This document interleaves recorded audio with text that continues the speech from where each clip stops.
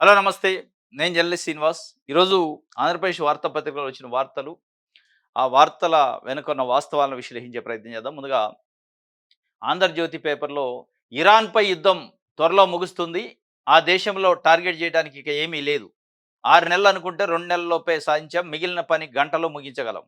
నేను ఎప్పుడు అనుకుంటే అప్పుడు యుద్ధం ఆగిపోతుందని అమెరికా అధ్యక్షుడు డొనాల్డ్ ట్రంప్ నిన్న సంచలనమైన వ్యాఖ్యలు చేసిండు ఇరాన్‌పై యుద్ధం ముగింపు గురించి. ఇప్పుడు ప్రపంచవ్యాప్తంగా చాలా దేశాలు ఈ యుద్ధం ఎప్పుడు ముగిసిద్దా అని చూస్తాను. డొనాల్డ్ ట్రంప్ సంచలనమైన వ్యాఖ్యలు అది మరి వాడికి మెంటల్ వచ్చిందా? లేకపోతే ఇదా తెలవదు గానీ, ప్రపంచాన్ని వణికిస్తాడు. పిచ్చోడి చేతిలో రాయి టైప్ అయింది. అంటే ఆధిపత్యం చెలాయించడం కోసం గల్ఫ్ ఇది క్రూడ్ ఆయిల్‌కి సంబంధించి క్రూడ్ ఆయిల్ పైన ఆధిపత్యం సంపాదించడానికి ఇరాన్ పైన ఒక యుద్ధం అనే టార్గెట్ పెట్టుకుందని బయట అంటే చర్చ నిపుణులు మాట్లాడుతున్నారు. చాలా దేశాలు ఈ ఆర్థిక సంక్షోభాలు చిక్కుకునే ప్రమాదం ఉంది. మరి ముఖ్యంగా మన భారతదేశానికి ఇప్పటికే స్టార్ట్ అయింది అని చెప్పి ముంబై, చెన్నై, బెంగుళూరు, హైదరాబాదు లాంటి మహానగరాల్లో ఇప్పటికే రెస్టారెంట్లు, పెద్ద పెద్ద హోటల్సు మూసేసుకునే పరిస్థితి వచ్చింది. గ్యాస్‌కి సంబంధించి కొరత స్టార్ట్ అయింది. రేపో మాపో ఇట్లే యుద్ధం ఉంటే డీజిలు, పెట్రోల్‌కి సంబంధించి కొరత కూడా స్టార్ట్ అయ్యే అవకాశం ఉంది. దీంతో పాటు మన దేశానికి వేరే దేశాల నుంచి రావాల్సిన దిగుమతులు ఆగిపోతాయి. ఇక్కడ నుంచి మన దేశం నుంచి కొన్ని ఆహార పదార్థాలైతే కొన్ని గూడ్సు ఎగుమతి కావాల్సినవి కూడా ఆగిపోయి, ఇక్కడ మొత్తం రైతాంగం కుదేలయ్యే పరిస్థితొచ్చింది. నరేంద్ర మోడీ మౌనమున లేక కూర్చున్నాడు. అసలు మన స్టాండ్ ఏంటి? ఇరాను, ఇజ్రాయెల్ యుద్ధం పైన, అమెరికా వ్యవహార శైలి పైన భారతదేశం యొక్క స్టాండ్ ఏంటి? అనేది అడుగుతుంది ప్రతిపక్ష పార్టీలు. ఇంతవరకు సమాధానం లేదు. నిన్న పార్లమెంట్‌లో సమాజ్‌వాదీ పార్టీ ఒక ఎంపీ మాట్లాడిండు. ఇరాన్ చీఫు ఖమేని అవసరమైతే ప్రాణాలైనా ఇస్తా గాని నీకు లొంగేది లేదని డొనాల్డ్ ట్రంప్‌కి లొంగలేదు. అమెరికాకు లొంగలేదు. కానీ మనం ఏంటి అసలు భారతదేశం? చనిపోయిన ఖమేని బెటర్ కదా మనకంటే. ఆత్మాభిమానం చంపుకోకుండా ప్రాణానికైనా తెగించిండు గానీ, అమెరికా ముందు తలొగ్గనని చెప్పిండు. కానీ మనం ఏం చేస్తున్నాం? అమెరికా చేతిలో రిమోటు పెట్టి మనం పరిపాలన చేస్తున్నాం అని చెప్పి ఆయన చాలా కీలకమైన వ్యాఖ్యలు చేసిండు. పార్లమెంట్‌లో నిన్న సమాజ్‌వాదీ పార్టీకి సంబంధించిన ఒక ఎంపీ. సరే ఇదంతా ఒక ఎత్తయితే, మోడీ స్పందించకపోవటం, ఇప్పుడు భారతదేశంలో గ్యాస్ కొరత గానీ, మిగతా అంశాలలో దిగుమతులు, ఎగుమతులకు సంబంధించి గానీ, క్రూడ్ ఆయిల్ గానీ, ఇదంతా భవిష్యత్తులో చాలా ఇబ్బందికరమైన పరిస్థితి మన దేశానికుంది. డొనాల్డ్ ట్రంపు నిన్న చేసిన ప్రకటన నిజంగానే నిజమైతే బాగుండు. ముగింపు దశకు 6 నెలలు అనుకున్నాం, 2 నెలలను ముగిసింది. ఇక అక్కడ అసలు ఇరాన్ పైన చేయటానికి ఏముంది అన్నాడు. ఇక చేయటానికి లేదు గానీ, కడుపు సల్లగుండా ఆపరా నాయన అని చెప్పి ప్రపంచం కోరుకుంటది. నువ్వు ఆపితే బాగు అని కోరుకుంటుంది. ఈ అప్పీల్ మన భారతదేశం నుంచి కూడా భారతదేశ ప్రజలు కోరుకుంటున్నారు. ప్రజలు కోరుకుంటున్నారు గానీ మోడీ ఏం కోరుకుంటున్నాడో చెప్పట్లేదు. సరే వ్యూహాత్మకంగా చెప్పట్లేదా బయటికి? లేదంటే వ్యూహం ఏమన్నా ఉందా? వ్యూహం ఏముంటుందో తెలవదు గానీ, ఇప్పటికి చాలా ఇబ్బందికరమైన పరిస్థితి ఉంది. అటు సెంట్రల్ గవర్నమెంట్ గాని, స్టేట్ గవర్నమెంట్స్ దానికి సంబంధించి నష్ట నివారణ చర్యలు స్టార్ట్ చేస్తున్నాయి ఇప్పుడు. అయినప్పటికీ యుద్ధం పైన మన స్టాండ్ ఏంది చెప్పట్లే. సరే ఏదేమైనా యుద్ధం అయితే ముగుస్తుంది అని చెప్పి డొనాల్డ్ ట్రంప్ ఒక సంచలనమైన వ్యాఖ్య చేసిండు. గల్ఫ్‌లోని అమెరికా బ్యాంకులు, ఆర్థిక సేవా సంస్థల కార్యాలయాల టార్గెట్ చర్యలు, దుబాయ్ ఫైనాన్షియల్ సెంటర్‌లోని సిబ్బందిని ఖాళీ చేసిన సిటీ గ్రూప్ మరో 2 సంస్థలు. వాళ్ళేం తక్కువ తినలే ఇరాన్ గూడా. గల్ఫ్ కంట్రీస్‌లో అమెరికాకు సంబంధించిన సంస్థలు, అమెరికాకు సంబంధించిన ఆఫీసులు, బ్యాంకులు ఏయుంటే వాటిని టార్గెట్ చేస్తున్నారు. అమెరికాని మరి భయపెట్టిందా ఇరాను? లేదా ఇరానే అమెరికాని ఇప్పుడు ఇరాన్ అమెరికాని భయపెట్టిందా? ఎందుకు ముగుస్తుంది? 6 నెలల్లో ముగుస్తుద్దన్నారు కదా! 2 నెలల్లో ముగుస్తుద్దనడు. ఇప్పుడు జ్ఞానోదయం అయిందా ట్రంప్‌కి? లేదంటే అక్కడ యుద్ధం చేయటానికి ఏం లేదా? అమెరికా ప్రపంచవ్యాప్తంగా నేను ఆధిపత్యం చెలాయిస్తున్నా, ఇరాన్‌ని లొంగదీసుకున్నా, ఇరాన్ పని అయిపోయింది. అక్కడ ఏం లేదని చెప్తుంది. కానీ ఇరాన్ ఒకవైపు గల్ఫ్ కంట్రీస్‌లో ఉన్న అమెరికా స్థావరాల పైన, అమెరికా వ్యవస్థల పైన దాడి చేస్తుంది. ఈ దాడికి భయపడే మరి డొనాల్డ్ ట్రంప్ ఈ ప్రకటన చేసిండా? సరే ఏదేమైనా కావచ్చు. ఆయన దాడికి ఈయన దాడికి ఎవరు భయపడ్డారు? ఎవరు లొంగారు? ఎవరు ఎక్కువ? ఎవరు తక్కువ? అనే కంటే ముందు యుద్ధం ఆపండి. యుద్ధం ఆపడానికి ప్రపంచంలో ఉన్న ప్రజాస్వామ్య దేశాల్లో ఒక కంట్రీ కూడా ముందుకొచ్చే పరిస్థితి లేదు. కిమ్మంటలే ఒక్కళ్ళు గూడా. అసలు ఇది తప్పు అని, ఒప్పు అని కూడా ఎందుకంటే ఒక దేశానికి సంబంధించిన అధ్యక్షుడిని తీసుకొచ్చి చంపే ప్రయత్నం, ఇంకో దేశానికి సంబంధించిన అధ్యక్షుడిని అరెస్ట్ చేసి జైల్‌లో పెట్టి అమెరికాలో ఉంచుతుంటే ఏం చేస్తుంది అమెరికా? అమెరికా ఆ స్థాయిలో ఇదే పరిస్థితుల్లో ఉంటే రేపు భారతదేశం కావచ్చు, రేపు ఇంకో దేశం కావచ్చు, ఇంకో దేశం కావచ్చు. స్పందించాలి కదా! ప్రజాస్వామ్య వ్యవస్థలో ఉన్న ప్రజాస్వామ్య కంట్రీసు, దేశాలు.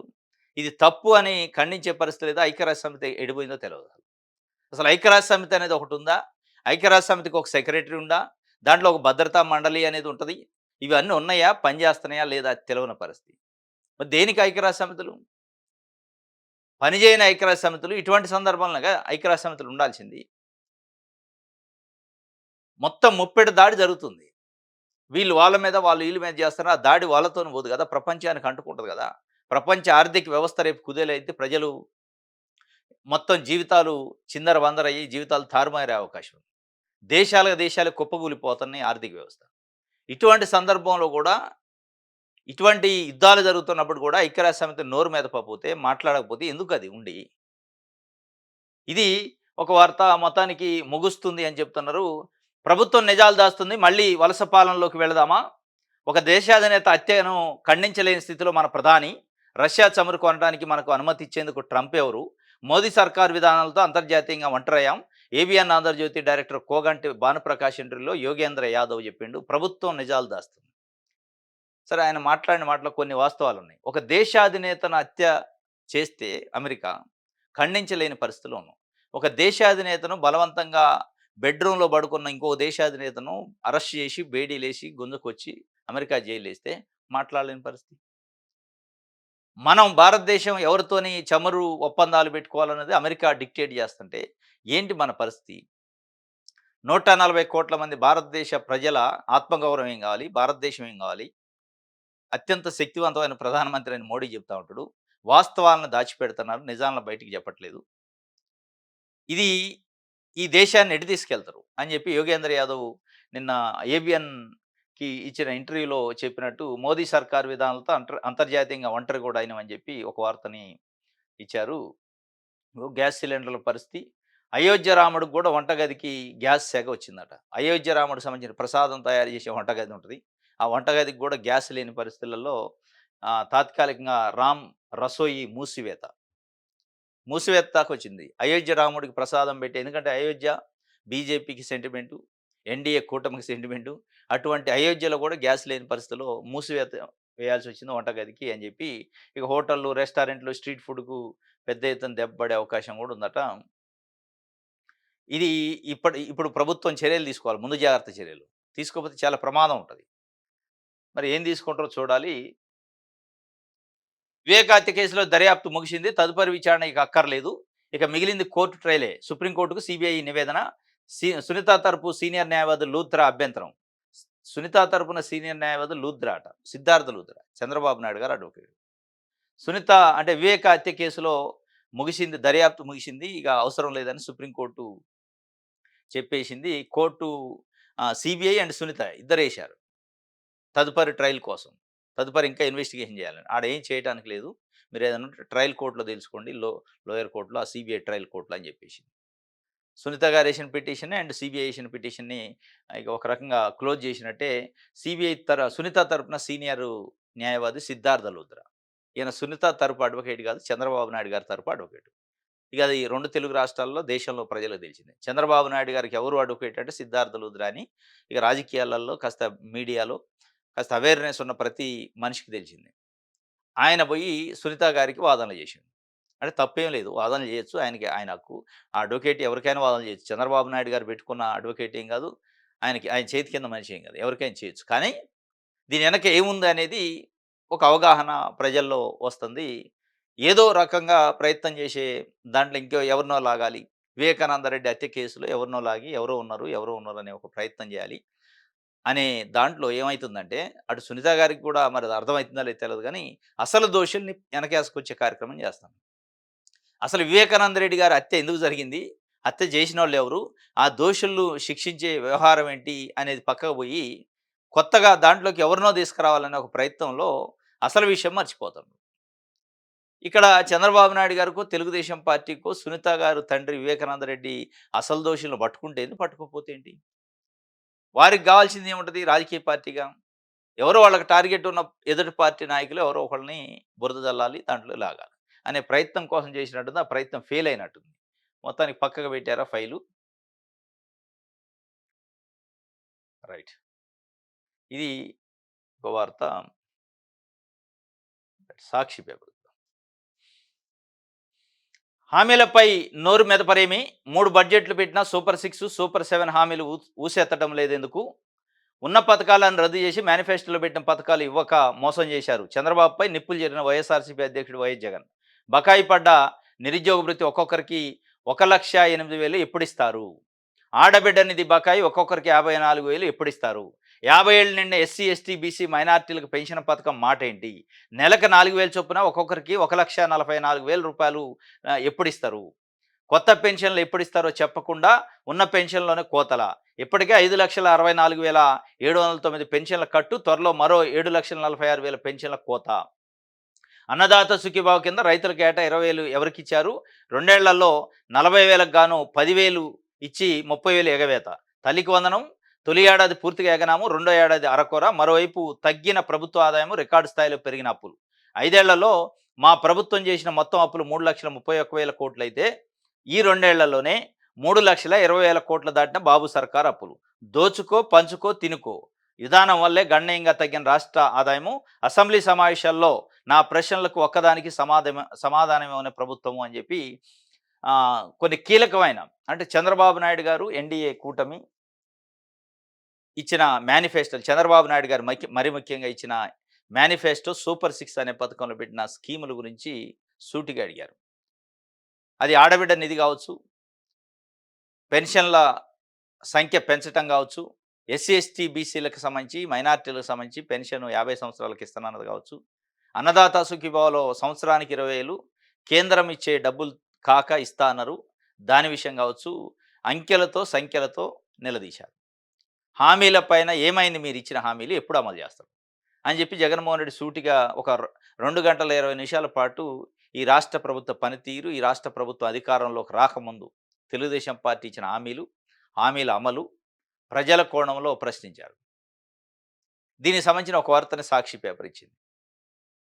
అంటే కేవలం హామీలకి పరిమితమై ఇది దాంతోపాటు అప్పులు 3,30,000 కోట్లు నా హయాంలో 5 సంవత్సరాల్లో అప్పు చేస్తే అది శ్రీలంక అన్నారు.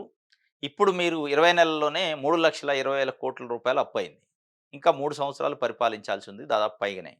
20 నెలల్లోనే ఇంత అయితే మరి మిగతా రిమైనింగ్ 3 సంవత్సరాల పైబడి పరిపాలనలో ఎన్ని లక్షల కోట్లు చేస్తారు, ఈ రాష్ట్రాన్ని ఏం చేయదలుచుకుంది అని చెప్పి, సరే ఒకళ్ళు అప్పులు తెచ్చారు, అప్పులు తెచ్చి ఎవరికి పంచుతున్నారు?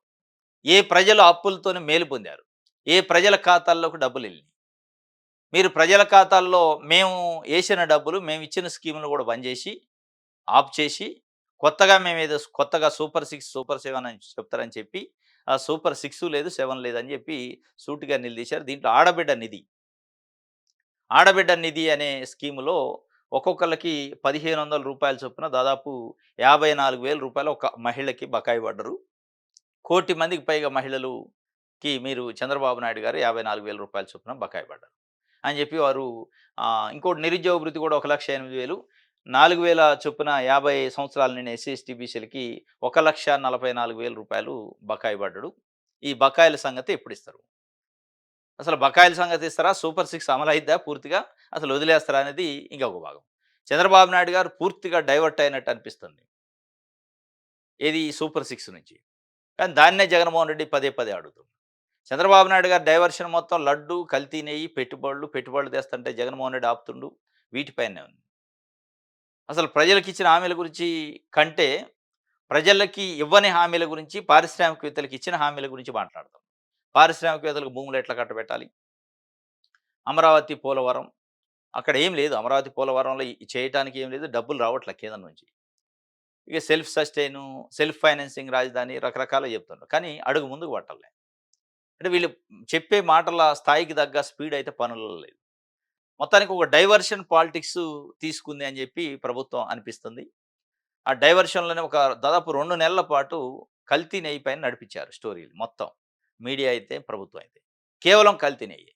మొత్తం అసెంబ్లీ సెషన్ మొత్తం, మొన్న జరిగిన బడ్జెట్ అసెంబ్లీ సెషన్ మొత్తం కూడా అసలు కేంద్రం నుంచి మనకు బడ్జెట్‌లో ఏం కేటాయింపులు జరిగినాయి, ఎందుకు జరగలేదు అనే ఒక చర్చ లేదు. కేంద్ర ప్రభుత్వం బడ్జెట్ ప్రవేశపెట్టింది ఫిబ్రవరి 1 నాడు. ఆంధ్రప్రదేశ్‌కి ఏం కేటాయింపులు జరిగినాయి, ఎక్కడ ల్యాప్స్ అయింది, ఎక్కడ రాలేదు, ఎక్కడొస్తాయి, దానిపైన ఇంకా భవిష్యత్తులో మనం కేంద్రంతోని ఏం మాట్లాడాలనేది చర్చ లేదు. రాష్ట్ర ప్రభుత్వం ప్రవేశపెట్టిన బడ్జెట్‌లో అసలు ఏ రంగానికి ఎంత కేటాయించారు? ఏ రంగం ఎట్లా ముందుకు పోతుంది? గతంలో ఎంత కేటాయించారు? ఇప్పుడు ఎంత కేటాయించారు? అనే చర్చ లేదు. కేవలం జగన్మోహన్ రెడ్డి, వైఎస్ఆర్‌సీపీ. కల్తీ నెయ్యి, కల్తీ లడ్డు. తిరుమల తిరుపతి దేవస్థానం. దీనిపైనే చర్చను పెట్టారు. దీంతోని రాష్ట్రానికి, రాష్ట్ర ప్రజలకి ఏమైనా ఒరిగిద్దంటే ఏమి ఒరిగేది లేదు, వచ్చేది లేదు. ఇది చాలా ఇబ్బందికరమైన పరిస్థితి. ఆంధ్రప్రదేశ్‌లో ఉన్న మీడియా గూడా కేవలం దీని చుట్టే పొలిటికల్ ఎజెండా, పొలిటికల్ లీడర్లు సెట్ చేస్తే దాన్నే పేపర్‌లు గూడా ఫాలో అయితున్నాయి. టీవీ ఛానెల్ ఫాలో అయితున్నాయి. ఒక పేపర్ గాని, ఒక టీవీ ఛానెల్ గాని. కేంద్ర ప్రభుత్వం, మోడీ ప్రభుత్వం ఆంధ్రప్రదేశ్‌కి ఏమిచ్చింది? Double engine సర్కార్‌లో.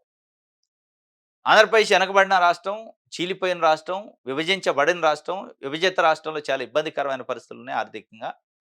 దీన్ని ఎట్లా ముందుకు తీసుకోవాలని మరి డబుల్ ఇంజిన్ సర్కార్ వల్ల ఏమైనా లాభమైందా? ఎందుకు రాలేదు బడ్జెట్‌లో నిధులు? రాకపోతే మరి చంద్రబాబు నాయుడు గారు ఏం చేస్తారు? ఒత్తిడి చేసే కార్యక్రమం ఏమైనా ఉందా అంటే అది అంతా రాజకీయాలు. ప్యూర్ రాజకీయాలు మాట్లాడుతాం. ఇదే పరిస్థితి ఇంకా 3 సంవత్సరాలు నడిస్తే ఆంధ్రప్రదేశ్ పరిస్థితి ఏంటి? ఇదే రాజకీయాలు చేస్తే అనేది ఒక విశ్లేషణ ఉంది. మొత్తానికి హామీల పైన నోరు ఎందుకు మెదపరు అని చెప్పి జగన్మోహన్ రెడ్డి అడిగారు. ఫీజులు కట్టలేక చదువులు మానేస్తున్నారు ఫీజు రింబర్స్‌మెంట్‌కి సంబంధించి. ఆరోగ్యశ్రీకి భారీగా బకాయిలున్నాయి. ఆ బకాయిల వల్ల ఆరోగ్యశ్రీ కార్డ్ పట్టుకొని పోతే అవమానకరంగా చూస్తున్నారు రోగుల్ని. ఫీజు బకాయిలు, ఫీజు రింబర్స్‌మెంట్ కింద విద్యార్థులు జాయిన్ అయితే వాళ్ళని కూడా అవమానకరంగా, హేళనగా చూస్తున్నారు ప్రైవేట్ కాలేజీల యాజమాన్యాలు. ఎందుకు అంటే దానికి రావాల్సిన ఫీజు చెల్లించాల్సిన ప్రభుత్వం చెల్లించట్లే. ఆరోగ్యశ్రీకి సంబంధించి బకాయిలు చెల్లించాల్సిన ప్రభుత్వం చెల్లించట్లే. చెల్లించకుండా మరి వాళ్ళు ఎన్ని రోజులు వాళ్ళు సర్వీస్ చేస్తారు? చేయలేని పరిస్థితి. వాళ్ళు చేతులు ఎత్తేసారు. ప్రభుత్వం ఒకవైపు చేతులు ఎత్తేసింది, వాళ్ళు చేతులు ఎత్తేసారు. కంప్లీట్‌గా ఆరోగ్యశ్రీ విషయంలో, ఫీజు రీయింబర్స్‌మెంట్ విషయంలో ప్రభుత్వం అసలు వాళ్ళ స్పందన కనీసం అంటే కనీసం లేదు. ఇది ఎందుకంటే కొన్ని వేల మంది విద్యార్థులు, కొన్ని వేల మంది రోగులకు సంబంధించిన ఇష్యూ. అసలు దాని గురించి మాట్లాడే పరిస్థితి లేదు.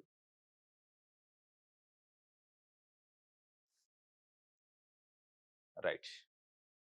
ఇది సాక్షికి సంబంధించి ఆంధ్రప్రభ.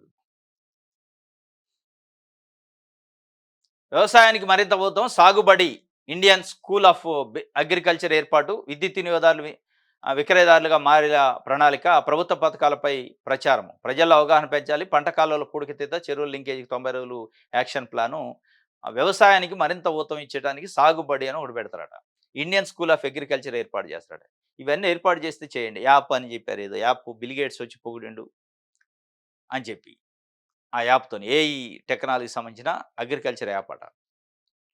యాప్ పొగిడితే పొగిడారు. బిల్ గేట్స్ వచ్చి పొగిడితే పొగుడుతారు. ఒక గంట పొగుడుతారు, ఎళ్ళిపోతారు. కానీ ఇక్కడున్న రైతులు ఎదుర్కొంటున్న పంట మార్కెటింగ్ సమస్య ఏంటి? మీరు ఈ సాగుబడులు పెట్టి అగ్రికల్చరు ఏది ఇండియన్ స్కూల్ ఆఫ్ అగ్రికల్చర్‌లో పెడితే దాంతోని రైతులకి జరిగే మేలు కంటే మీరు పంటకు గిట్టుబాటు ధర ఇచ్చి పంటని సకాలంలో కొనే ఏర్పాటు చేస్తే లాభం జరిగిద్ది.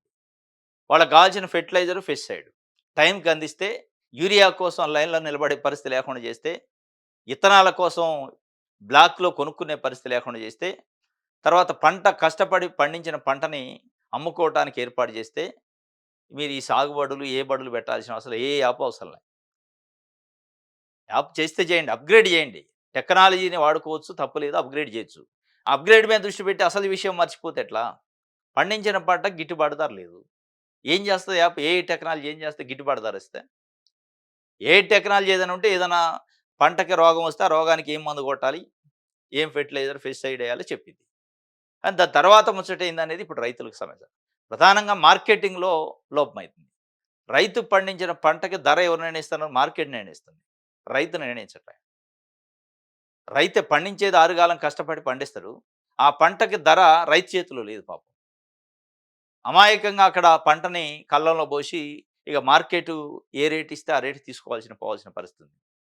అదే పంటను తీసుకుపోయి ఈ కమర్షియల్ కాంప్లెక్స్‌లో డీమార్ట్ లాంటి స్టోర్‌లలో పెట్టి ప్యాక్ చేసి అమ్మితే వాళ్ళు ధరను నిర్ణయిస్తారు. అక్కడ మార్కెట్ నిర్ణయించరు. అంటే చూడండి కమర్షియల్ వాళ్ళు, మధ్య దళారులు ధరని పంటకు నిర్ణయిస్తే పంట పండించిన వాడు నిర్ణయించలేని పరిస్థితి. అది తీసుకురావాలి. ఇది ఇంకోటి ఏం చేస్తున్నారు బాధ్యత లేదా? మనం పనిచేసేది ప్రజల కోసం జనం ప్రాణాలతో ఆటలాడితే ఉపేక్షించము. కలెక్టర్లు కనీసం 8 రోజులు క్షేత్రస్థాయిలో పర్యటించాలి. సెక్రటరీలు కూడా 4 రోజులు ఫీల్డ్ విజిట్ చేయాలి. ఇందుకోసం ప్రత్యేకంగా పోర్టల్ వేట్లపాలెము, శ్రీకాకుళము, రాజమండ్రి ఘటనలపై సీఎం చంద్రబాబు ఆవేదన, కలెక్టర్లపై ఆగ్రహం. ఏం చేస్తున్నారు బాధ్యత లేదా అని నేను కలెక్టర్ల కాన్ఫరెన్స్ జరిగింది. ముఖ్యమంత్రి గారు, మంత్రులందరూ ఉన్నారు. కలెక్టర్లు, జిల్లా కలెక్టర్లు అందరూ వచ్చారు. ఏం చేస్తున్న బాధ్యత లేదు. వేటపాలెంలో ఇది వేటపాలెంలో బాణసంచా, శ్రీకాకుళంలో డయేరియా, రాజమండ్రిలో కల్తీ పాలు అని చెప్పి కలెక్టర్లను పిలిచి ఏం చేస్తానంటే, వాళ్ళకి ఒక షెడ్యూల్, మీరు పరిపాలన చేసే ముఖ్యమంత్రిగా రాష్ట్రం మొత్తం మీ కనుసన్నల్లో నడుస్తా ఉంటది. వాళ్ళకి ఒక షెడ్యూల్ ఇయ్యాలి గదా! దీంట్లో కేవలం కలెక్టర్ల బాధ్యులను చేసి మనం తప్పించుకునే ప్రయత్నం చేయొద్దు. ఏదైనా ఇన్సిడెంట్ జరిగి నష్టం జరిగితే, ప్రజల కోణంలో ప్రజలకి నష్టం జరిగితే, ప్రజలు ఇబ్బంది పడ్డప్పుడు కలెక్టర్లు ఏం చేస్తారు? లేతే అక్కడ అధికారులు ఏం చేస్తారంటారు. ఏదైనా లాభం జరిగితే చంద్రబాబు నాయుడు గారు అద్భుతంగా పనిచేసి చాలా అద్భుతమైన పెట్టుబడులు తెచ్చిండు. లోకేష్ గారు ఇది చేసిండు. అద్భుతాలు జరిగినప్పుడు, మంచి జరిగినప్పుడు లోకేష్ గారు, చంద్రబాబు నాయుడు గారు. నష్టం జరిగితే కలెక్టర్‌లా? ఏం చేస్తున్నారు? బాధ్యత లేదా? వాళ్ళకి ఉందా లేదా అనేది తెలవాలంటే ముందు మీకుందా లేదా తెలవాలి ప్రభుత్వానికి అనేది ఒక విశ్లేషణ. వాస్తవం ఇది. ప్రభుత్వాన్ని ఏళ్తన్నా ప్రభుత్వంలో ఉన్న ముఖ్యమంత్రి, మంత్రులు వాళ్ళ అజమాయిషి ఉంటే ప్రభుత్వం అధికారుల పైన, కలెక్టర్ల పైన, సెక్రటరీల పైన, కిందున్న అధికారుల పైన అజమాయిషి ఉంటే ఈ వ్యవహారం జరగదు. ఇప్పుడు ఆ కల్తీ పాలనలో లేకపోతే ఇంకోటి దాంట్లోనో ఆ బాణసంచాలను జరిగిన ఇన్సిడెంట్‌లో మళ్ళా దాని వెనక తెలుగుదేశం పార్టీ నాయకులు, జనసేన పార్టీ నాయకులు ఉన్నారనుకో, మీరు ముందుకు పోనిస్తారా పోలీసుల్ని గాని, అధికారులని? వెళ్ళనియ్యరు గదా! ఈరోజు రాష్ట్ర ప్రభుత్వ ఆదాయం తగ్గిపోయింది. ఆదాయం తగ్గడానికి కారణం ఏంటి? ప్రభుత్వం జేబులో, ప్రభుత్వ ఖజానాలోకి రావాల్సిన డబ్బు ఈరోజు కొంతమంది దళారులు, నాయకుల జేబులలోకెళ్తుంది. దానివల్ల తగ్గుతుంది ఆదాయం అనేది ఒక ఆరోపణ ఉంది. దానిపైన ఎవరు చర్యలు తీసుకోవాలి? పొలిటికల్ డెసిషన్స్ కాదా తీసుకోవాల్సింది. పదే పదే చంద్రబాబు నాయుడు గారు పొలిటికల్ అడ్మినిస్ట్రేషన్ మాది అని చెప్తున్నారు. పొలిటికల్ అడ్మినిస్ట్రేషన్‌లో అధికారులు మరి పాత్ర ఏంది? అధికారులు ఎందుకు బాధ్యులైతారు? పొలిటికల్ అడ్మినిస్ట్రేషన్‌లో పొలిటీషియన్స్ కూడా బాధ్యులే కదా! బాధ్యతను మీరు కూడా మీదేసుకొని వాళ్ళని పని చేయించుకుంటే పనైతది. ఏం చేస్తాండ్రు అని చెప్పి వాళ్ళకి ఒక క్లాస్ పీకినట్టు చేసిండు కలెక్టర్‌లకి. అప్పులతో బాబు ఆర్థిక విధ్వంసం, పరిమితికి మించి అప్పులు చేశారు. నిరుద్యోగ భృతి, ఆడబిడ్డ నిధి అమలేది. ఈ పాలనలో పాలు, నీళ్లు తాగినా చనిపోతున్నారు. మాజీ సీఎం వైసీపీ అధినేత వైఎస్ జగన్మోహన్ రెడ్డి ఈ పాలనలో నీళ్లు తాగినా, పాలు తాగినా చనిపోతున్నారు. పరిమితికి మించి అప్పులు చేశారు. అప్పులతోని ఈ రాష్ట్రాన్ని ఆర్థిక విధ్వంసం చేస్తున్నారు. వాళ్ళు కూడా విధ్వంసం అన్నారు. 5 సంవత్సరాలు జగన్మోహన్ రెడ్డి ప్రభుత్వాన్ని తెలుగుదేశం పార్టీ విధ్వంసం చేసిండు మొత్తం. రాష్ట్రాన్ని విధ్వంసం చేసిండంటే జగన్మోహన్ రెడ్డి గారు ఇప్పుడు అదే విధ్వంసం పదం పట్టుకుండు. ఈ రాష్ట్రాన్ని ఆర్థిక విధ్వంసం చేస్తుంది చంద్రబాబు ప్రభుత్వం. పరిమితికి మించి అప్పులు చేశారు. మరి అప్పులు చేశాయన మరి ఇచ్చిన హామీలు అమలు చేస్తారా అంటే అమలు చేయట్లేదు అని చెప్పి వారు నిలదీసిన పరిస్థితి. అది ఒక వార్త ఇచ్చారు. విశాలాంధ్ర పేపర్.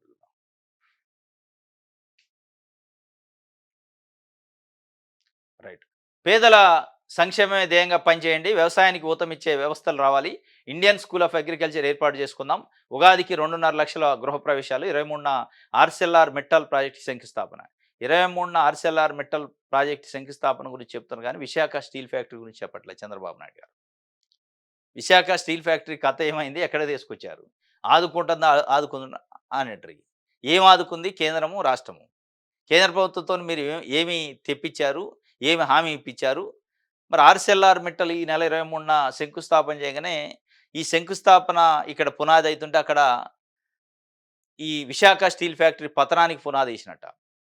రేపు ఆర్సెల్ఆర్ మిట్టల్ మార్చి 23న శంకుస్థాపన అయింది అంటే, ఇక ఆ రోజు నుంచి విశాఖపట్నం స్టీల్ ఫ్యాక్టరీ పతనానికి పునాది ఏసినట్టు.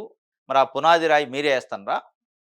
లేదా దాన్ని కూడా అభివృద్ధి చేసే కార్యక్రమం ఏమన్నా ఉంటే సెంట్రల్ గవర్నమెంట్‌తోనే ఏమన్నా హామీ ఇప్పించగలరా? అంటే దానిపైన సమాధానం లేదు.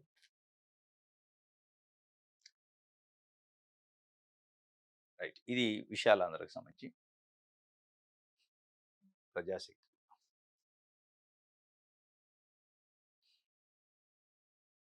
విధానాల విషయంలో ఉదాసీనత వద్దు. అవి అమలు చేసి తీరాల్సిందే అని కలెక్టర్లకు సీఎం దిశానిర్దేశం చేశారు. ప్రారంభమైన 2 రోజుల సదస్సు సంక్షేమము, అభివృద్ధి, సుపరిపాలన బ్యాలెన్స్ చేస్తున్నామని వ్యాఖ్యలు.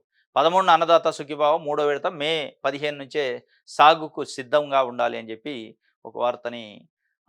విధానాల విషయంలో ఉదాసీనత వద్దు. విధానాల విషయంలో ఉదాసీనత వద్దు. పని విషయంలో ఉదాసీనత ఉండొద్దు. రైతుకి సాగుబడి రైతుకు సంబంధించి చాలా టాప్ ప్రయారిటీ ఇస్తా అంటున్నారు వ్యవసాయానికి.